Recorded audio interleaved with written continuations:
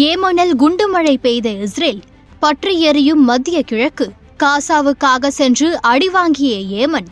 Israel Gaza இடையேயான போர் கிட்டத்தட்ட ஓராண்டை நெருங்கும் நிலையில் மத்திய கிழக்கில் பதற்றம் இன்னமும் நீடித்து வருகிறது. கடந்த அக்டோபர் மாதம் ஹமாஸின் திடீர் தாக்குதலில் தொடங்கிய போர் நிற்காமல் தொடர்கிறது.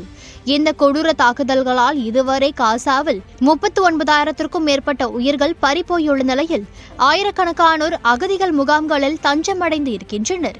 உலக நாடுகள், சர்வதேச நீதிமன்றம் கண்டித்தும் இன்றளவும் காசா மீது அடக்குமுறைகளை தொடர்ந்து வருகிறது இஸ்ரேல். இதற்கிடையேதான் பாலஸ்தீனியர்களுக்கு ஆதரவு கொடுத்து வரும் ஹவுதிகள் இஸ்ரேல் மீது தாக்குதல் நடத்தியுள்ளனர். முன்னதாகவே தாக்குதல் நடத்தப்பட்டிருந்தாலும் இஸ்ரேல் தலைநகர் டெல் அவிவ் மீது கடந்த வெள்ளிக்கிழமை தாக்குதலை நடத்தியது ஹவுதி குழு. அமெரிக்க தூதரகத்திற்கு மிக அருகாமையில் நடந்த அந்த தாக்குதலில் ஒருவர் உயிரிழந்த நிலையில் பலர் காயமடைந்தனர்.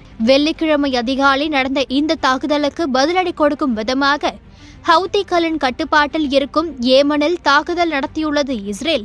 ஏமன் மீது இஸ்ரேல் தாக்கியது இதுவே முதல் முறையாகும். ஹவுதிகளின் முக்கிய தளவாடங்களில் ஒன்றான ஏமன் ஹோதைதா நகரில் இருக்கும் துறைமுகத்தின் மீது இஸ்ரேல் பெய்த குண்டு மழையால் 3 பேர் உயிரிழந்த நிலையில் 80க்கும் மேற்பட்டோர் காயமடைந்தனர். அக்டோபர் 7ஆம் தேதி முதல் இஸ்ரேல் காசா இடையே நடந்து வரும் இந்த போரில் ஹமாஸ் இயக்கத்தினருக்கு ஆதரவாக செயல்பட்டு வருகிறது ஹவுதி குழு. போர் நிறுத்தும் வரை தங்களது ஆதரவு தொடரும் என்று கூறியதோடு இஸ்ரேலின் தளவாடங்களை தாக்கி வந்தது ஹவுதி. கடைசியாக தலைநகர் டெல் அவிவ் மீது தாக்குதல் நடத்தியதால் இஸ்ரேல் பதில் தாக்குதல் நடத்தியுள்ளது. இதனால் மத்திய கிழக்கு மீண்டும் தீவிரமாக பற்றி எரிய தொடங்கியுள்ளது. இது தொடர்பாக எச்சரிக்கை விடுக்கும் வகையில் பேசியுள்ள இஸ்ரேல் பிரதமர் நெதன்யாகு, இஸ்ரேலியர்களின் ரத்தத்திற்கென ஒரு விலை உண்டு.